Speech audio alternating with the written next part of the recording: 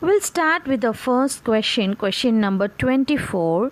What is reproduction? Can you say me the answer without referring the textbook? We learned about 4 key terms. Fine. Reproduction is a vital process for the existence of species, and it also brings suitable changes through variation in the offspring for their survival on the earth. You can find this answer very much on your first page of your textbook. So the 4 key terms are vital process, survival. The next question is question number 25. Mention the contribution of Hofmeister towards embryology. So what are the contribution he has made, the scientist? It's particularly talking about only that of Hofmeister. He described the structure of the pollen grain. Pollen grain is the male gamete which is present inside the anther, and the filament makes the male or sex organ androecium. So this androecium consists of the pollen grains. The pollen grain structure in detail, the anther wall, the exine, intine and the inner nucleus, and the cell details, the vegetative cell and the generative cells. All these details were given by Hofmeister.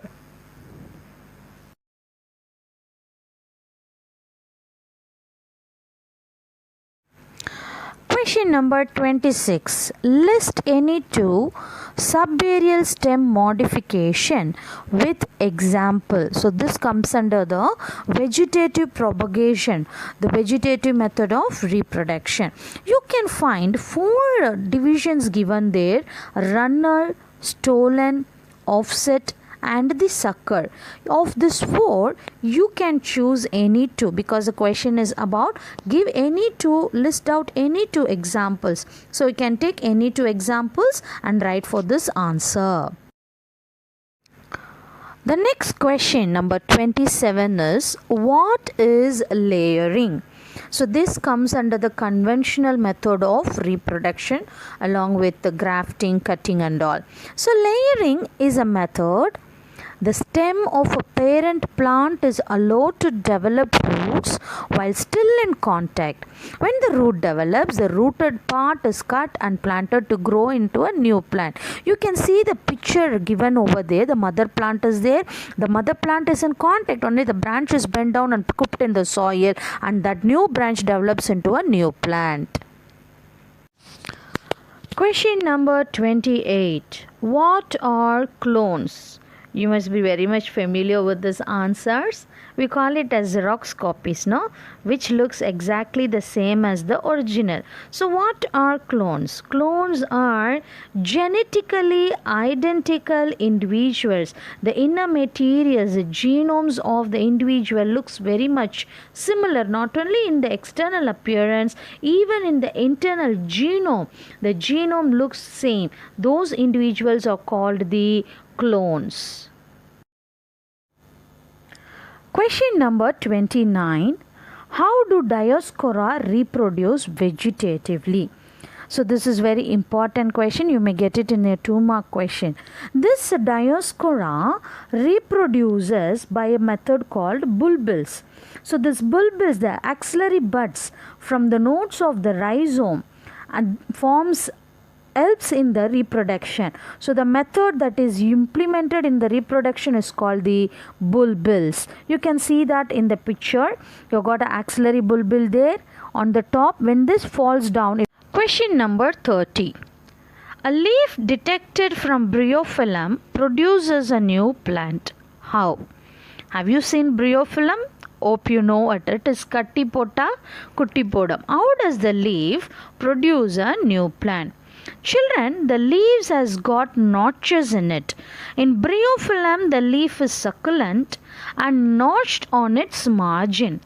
Adventitious buds develop at this notch, and they are called the epiphyllous buds. They develop into new plant forming a root system and become independent plant when the leaves get decayed. So this leaf is succulent and they got buds on its notches. When the buds falls down, it has the ability to grow into a new plant. You can also look into the picture about the epiphyllous buds, which has the ability to grow into a new plant. Question number 31. Differentiate grafting and layering. Both this comes under the conventional method. This conventional method is followed very traditional old technology. So what is grafting? In this you need two different plants joined as they continue to grow as one plant.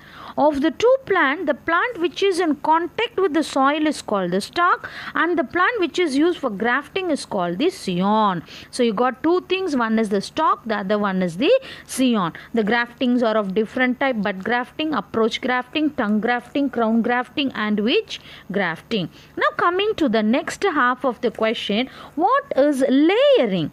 Layering is a part where the stem part is with the mother plant and half of them is buried into the soil. This is of two types. One is air layering, the other one is mound layering. We'll discuss about the air layering here, where the portion is covered with damp or moist soil using a polythene sheet.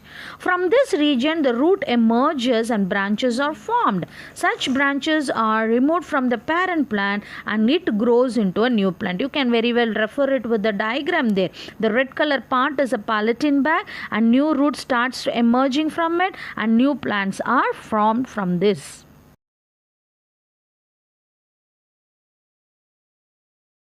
Question number 32. Write short note on approach grafting.